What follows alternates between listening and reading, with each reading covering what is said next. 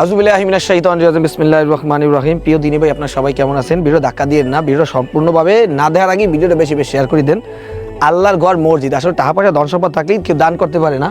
এই যে আমার পাশে দাঁড়ানো একটা ঘর, আসলে এটা ঘর না, এটা একটা মসজিদ, আল্লাহর ঘর। ঝর্ণা দিন দুঃখী দুঃখী শেষ হয়ে গেছিল, আল্লাহর অশেষ মেহরবানি পড়ি না যাই। আল্লাহর অশেষ মেহরবানিতে এই ঘরটা মানে আল্লাহর ঘর মসজিদ উঠানোর সিদ্ধান্ত নিয়েছিলাম। এলাকার মুরব্বীরা এই মসজিদের জন্য জমিটা দান করছেন। যে ব্যক্তি দান করেন আল্লাহ দানকে কবুল আর মঞ্জুর করে নেওক। আর এই বর্তমানে চলমান কাজ আমার অলরেডি মনে হয় যে কলম আজকে ঢালাই দেবেন মিস্ত্রি সাহেব, কালকে ঢালাই দেবে ইনশাআল্লাহ, আল্লাহর ইচ্ছায় কলম নামছে।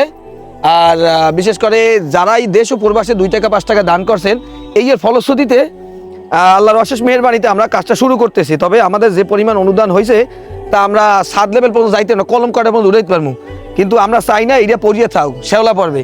কিন্তু দেশ ও প্রবাসে যারা ভিডিও দেখতেছেন সবার কাছে অনুরোধ থাকবে, ভাই টাকা পয়সা ধন সম্পদকে কয় বড় নিতে পারে না, মাইয়ে পোলা লোক গিয়া গাড়ি বাড়ি করে থইবে, নামাজ পড়ে দোয়া নাও করতে পারি, কিন্তু মসজিদ মাদ্রাসা যদি দান করে তাইলে এখানে মুসল্লিরা যে নামাজ পড়বে সেখানে মুসল্লি নামাজ পড়ে দোয়া করবে, কিয়ামত পর্যন্ত সওয়াব পৌঁছাই থাকবে। তবে এটা তো দুর্গম এলাকা, গাড়ি আনতে খুব কষ্ট হয়। এই যে সিমেন্ট গাড়ি তো অলরেডি আই গেছে ইনশাল্লাহ।